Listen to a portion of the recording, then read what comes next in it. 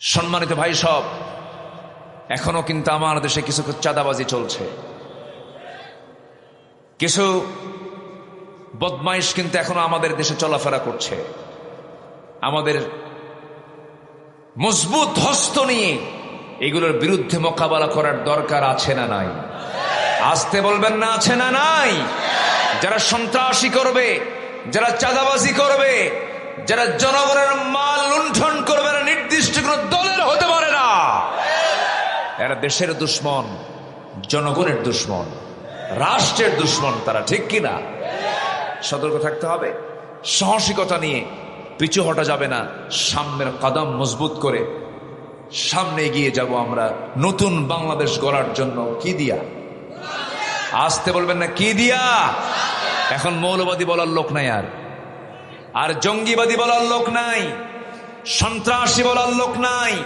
রাজাকার শব্দকে তারা ব্যান করেছিল, সেই রাজাকার শব্দকে আল্লাহ ব্র্যান্ড বানায় দিয়েছেন, ঠিক কিনা? আচ্ছা, সাহসিকতা কাকে বলে দেখেন। চুল পরিমাণ ভয় পাননি তারা, চুল পরিমাণ তারা হতাশ হননি। মক্কার এক একটা ইতিহাস, সাহাবে কেরামদের ত্যাগের যে ইতিহাস, লোম খাড়া হয়ে যাবার মতো লোমহর্ষক, এত ভয়ঙ্কর শাস্তি কাফের মুশরিকরা দেওয়ার পরেও ইমানদার এক চুল পরিমাণ নড়েননি। জোরে কোন সুবহানাল্লাহ। পৃথিবীতে কিয়ামত পর্যন্ত এমন জেলখানা কখনো আবিষ্কার হবে না যে জেলখানা তৈরি করেছিল আমার রাসূলকে সেখানে রাখার জন্য ওই আরবের কুরাইশরা। সেই আবু তালিবে 3.5 বছর আমার নবীজি বয়কটে ছিলেন, খাবার নাই, কোনো খাবার নাই, টোটাল খাবার নাই। কি খাবেন তারা? সাহাবীরা খাবার না পেয়ে বাবলা গাছের কাঁটা যুক্ত ছাল, বাবলা গাছের যে ছাল, সেই ছালটা টেনে যখন মুখের মধ্যে নিয়েছে চাবানোর জন্য, কাঁটা ঢুকে গেছে জিহবার ভিতরে, ঠোঁটের ভিতরে, ফিনকি দিয়ে রক্ত বের হয়ে গেছে, খাওয়ার হয় নাই। পায়খানাগুলো ছাগলের পায়খানার মতো কটকটে হয়ে গেছে। এত কঠিন যন্ত্রণার মধ্যে সময় এগুলো কেটে গেছে। দুনিয়ার জেলখানাগুলো, আজকে আমার দেশের যে জেলখানা আছে, ফ্যান আছে না নাই? লাইট আছে না নাই? ল্যাট্রিন আছে, পায়খানা আছে, আবার বিড়ি খাওয়ারও জায়গা আছে, বিড়িও পাওয়া যায়। দুনিয়ার জেলখানা, আমাদের দেশের জেলখানাগুলো অনেক আরামের, সেখানে খাবারও পাওয়া যায়, সব কিছু পাওয়া যায়। আল্লাহ পাক আমাকে একবার নিছিল, একবার গিয়েছিলাম। কারণ এই 15 বছরে যদি না যাওয়া যায়, এখন আর যাবেন কেমনে কোন? হ্যাঁ, এখন কি আর যাওয়ার উপায় আছে? কেউ যাইতে চাইলেও কি পারবে? হ্যাঁ, যাইতে চাইলে পারবে, চুরি করে যেতে হবে। তাছাড়া আর ভালো কাজ করে আপনি জেলখানায় যাবেন, এই সুযোগ আর এখন নাই, সেই পরিবেশ তো এখন নাই। অতএব যারা এই 16 বছরে যারা জেল খাটছে, সুন্নত আদায় হয়ে গেছে। আর যাদের আদায় হয় নাই, এই সুন্নত আদায় হওয়ার আর আপাতত নিকটবর্তী আর চান্স নাই। ঢুকছিলাম, আমার জাফর ভাই ঢুকছিল, আমি একটু আগে ঢুকছিলাম, ভাই একটু পরে ঢুকছিল। তো যখন ঢুকলাম, যেদিন প্রথম জেলের মূল গেট দিয়ে যখন ভিতরে ঢুকলাম, এক মুরব্বীর বয়স প্রায় 80 থেকে 85 বছর, আমারে দেখেই সালাম দেখে, হুজুর আপনি জেলখানায় আসেন, খুব খুশি হয়েছে।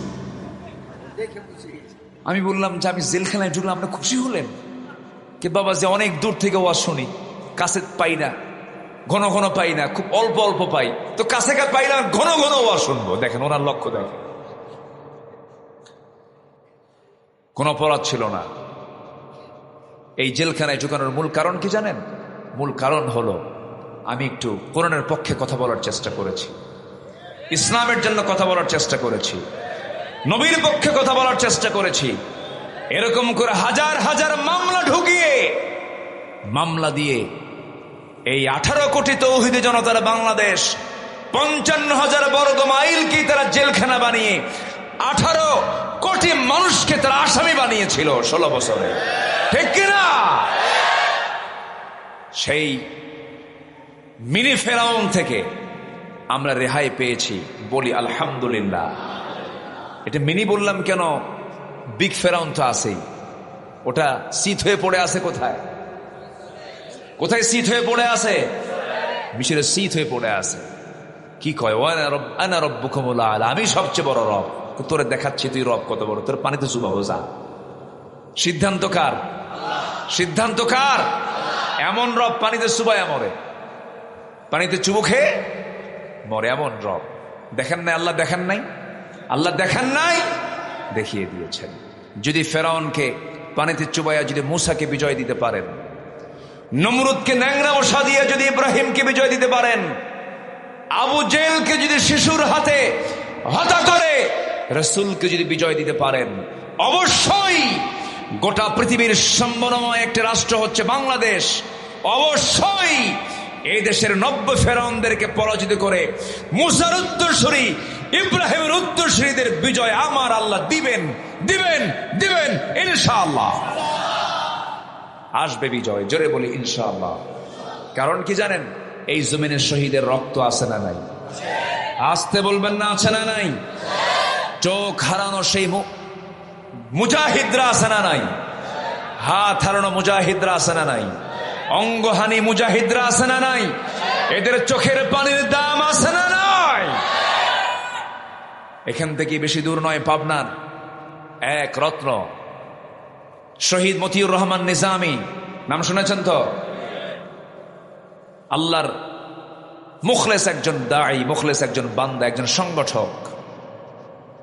মারা যাবেন, অর্থাৎ তাকে হত্যা করা হবে, শহীদ করা হবে, রাতের বেলা ফাঁসিতে ঝুলিয়ে মারা হবে। বিকেল বেলা মুস্কি হাসি মেরে সন্তানদের সঙ্গে কুশল বিনিময় করছেন। কোনো চিন্তাই নাই তার মধ্যে, যেন তিনি নাকের মধ্যে জান্নাতের ঘ্রাণ পাচ্ছেন। বলেন আলহামদুলিল্লাহ। বলেন তো আপনি যদি জানেন যে আপনার মরণ আজকে রাত 3টায় হবে, আপনার অবস্থা কি হবে বলেন তো? কি পরিমাণ মনোবল শক্ত হওয়া দরকার? কি পরিমাণ মনোবল শক্ত হলে এরকম হতে পারে? ছেলেকে ডাক দিয়ে বলে, বাজান শোনো, আমার জানাজা কে পড়াবে? কাব্বা আপনি বলে দেন। কা আপনি আমার জানাজা পড়াবে? তুমি আমার জানাজা পড়াবা? কাচ্ছা আব্বা, আপনি যেহেতু বলছেন আমি আপনার জানাজা পড়াবো। তোমার আম্মু কেমন আছে? ভালো। তোমার আম্মু জানো পাবনাতে না যায়, ঢাকা থেকে ঢাকাতেই থাকুক, তোমার আম্মু গেলে পরে আসা যাওয়ার কষ্ট হবে, তুমিই যাবে আমার লাশের সাথে। আমার কি লাশের সাথে জীবন দিয়েছেন, এই জীবন কি বৃথা? এই জীবন কি বৃথা যাবে? যাবে? যাবে না। আমির হামজার রক্ত হুদে ঝরেছে,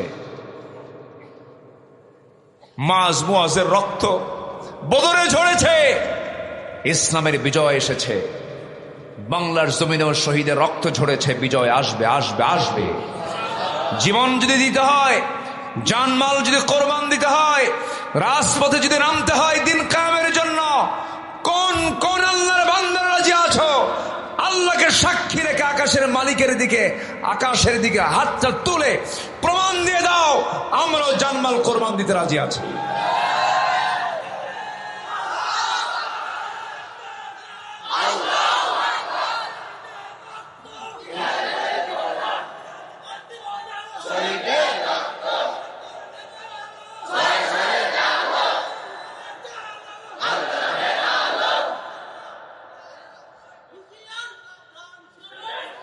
শত্রুরা কই? তো হুঁশিয়ার সাবধান কর নাই, তো সাবধান কি করবেন আপনি? কই আছে? হ্যাঁ, আমরা পালাইনি, আমরা পালাইছি, আমরা পালাইছি। যারা বলেছিল রাজাকার, আমার দেশের যাদেরকে রাজাকার বলে গেলে দিয়েছে, কেউ একটা লোক পাকিস্তান যায়নি। ভারতীয় রাজাকাররা সব ভারতে গিয়ে বসে আছে। কথা ক্লিয়ার? কথা বলবো? আরো শুনবেন? কতক্ষণ? সারা রাত আলোচনা চলো, হুজুর মরু।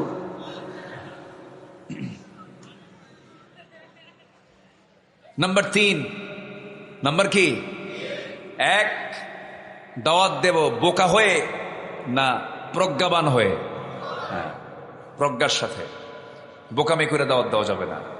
নাম্বার 2, ভীরুতা না সাহসিকতা? কোনো ভয় করা যাবে না, কাকে ছাড়া? নাম্বার 3, রাগ না ধৈর্য? রাগ না ধৈর্য? রাগ করলে বিজয় হবে না, রাগ করলে বউ থাকবে? বউ থাকবে না তো?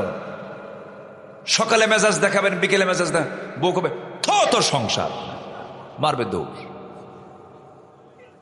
স্বামী স্ত্রীর মধ্যে যদি দ্বন্দ্ব হয়, ভুল বোঝাবুঝি হয়, হয়তো রাগ হচ্ছে, রাগারাগি হচ্ছে, খুব বাকবিতণ্ডা চলছে, হটটক চলছে, এখানে সবচেয়ে বেশি ধৈর্যের পরিচয় দেবে কে? স্বামী না স্ত্রী? কিছু কয় না, চুপ করে থাকে বউ। কে বলেন? স্বামী। স্বামী স্ত্রীর মধ্যে নেতা কে? নেতা দেখেন এখন কত জোরে বলে, দেখেন নেতা হতে প্রস্তুত স্বামী। ইমাম হবে কে? স্বামী স্ত্রী নামাজে দাঁড়াইছে, কে ইমাম হবে? বউ যদি বলে 2 বছর তুমি ইমামতি করছে, এই 2 বছর আমি করব, নামাজ হবে? হবে। তাই ইমামের ধৈর্য ধরতে হয়। ইমাম যদি ধৈর্যহীন হয়ে পড়ে সব ভেঙে যাবে। ধৈর্য এমন একটা গুণ, পৃথিবীর সকল কাজে, ইবাদতের সকল কাজে ধৈর্যের দরকার পড়ে না আগে? ইস্তাঈনু বিস-সাবরি ওয়াস-সালাহ। ধৈর্য। এখানে বসে আছি, যদি আপনি ধৈর্যশীল না হন থাকতে পারবেন? থাকতে পারবেন। দেখবেন কিছু কিছু মুসল্লি আছে মসজিদের মধ্যে দেখলে ছটফট করে, আছে না? একটু টাইম পার হলেই খালি হুজুরকে এরকম করে নক দেয়, লোকমা দেয়, হুজুর গড়ি দেখেন, গড়ি দেখেন, আছে না নাই? আছে না নাই? নামাজ লম্বা হয়ে যাচ্ছে, সূরা কেরাত লম্বা, সূরা কেরাত লম্বা হলে তার লোকমা দেওয়া যাবে না। পিছনে কিছু মুসল্লি আছে, লোকমা দেয়, গলা ছাড়া দেয়, আছে না নাই? ধৈর্যহীনতা, এটা করা যাবে না। ধৈর্যশীল হব আমরা হব জীবনের এক জায়গায় না সব জায়গায়? সব জায়গায়। রাগ করে বউকে তালাক মারে, এটাও ধৈর্য দরকার আছে না নাই বলেন তো? স্বামী আছে দুবাই আর বউ আছে কুমিল্লা, ঠিক আছে না? স্বামী আছে জার্মানি, বউ আছে সাবেনগঞ্জ। ওখান থেকে ভিডিও কলে কথা হচ্ছে, কথা হতে হতেই এমন এক পর্যায়ে এমন রাগারাগি, মোবাইলের মধ্যে ভিডিও করে বলে তোরে তো তালাক দিলাম 100 তালাক। কত তালাক? আত-তালাকু মাররাতান। তালাক নামে আল্লাহ তাআলা একটা সূরাই দিয়েছেন। সেই সূরা কেন দিলেন? অবশ্যই এর গুরুত্ব আছে না নাই? আচ্ছা, দিয়ে দিছে তালাক। তালাক দিয়ে আমাদের কাছে এসে বলে হুজুর কাম তো সারছে কি 100 তালাক দিছে। আর কি বলছে হুজুর? শাশুড়ি শুদ্ধ তালাক দিছে। তো শাশুড়ি কি তালাক হয় হুজুর? রাগ ওটার উপরে বেশি, সব শেষ, কিচ্ছু হবে না। ধৈর্য নাই তো আপনার কিচ্ছু থাকবে না। আমরা ধৈর্যের পিরামিড হব এক একজন, জোরে বলি ইনশাআল্লাহ।